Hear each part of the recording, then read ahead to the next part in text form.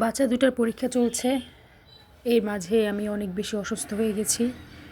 ছেলেটা বাবার সাথে বের হয়ে যায় সকালে, আর মেয়েটাকে আম্মু স্কুলে নিয়ে যাচ্ছে।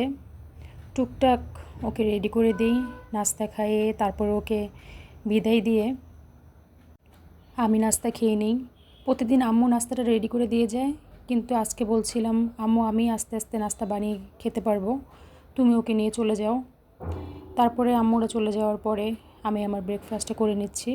রুটিটা হালকা টোস্ট করে নিলাম, আর একটু বাটার দিয়ে খেতে ইচ্ছে করছিল, তাই ফ্রিজ থেকে একটু বাটার বের করে একটা কলা দিয়ে ব্রেকফাস্টটা সেরে নিলাম। আর এই যে বোতল ভর্তি স্যালাইন, স্যালাইন তো খেতেই হবে, স্যালাইন শরবত এগুলোর মধ্যেই আছি আমি। রুটিটা সুন্দরভাবে টোস্ট হয়েছিল, একদম মচমচা হয়েছিল, বাটারটা দিয়ে খেতে খুব ভালো লেগেছে। এইভাবেই এখনকার আমার দিনগুলো চলছে। জানি না আল্লাহ কবে সুস্থ করবে আর কবে আগের মতো ফিরে আসতে পারবো।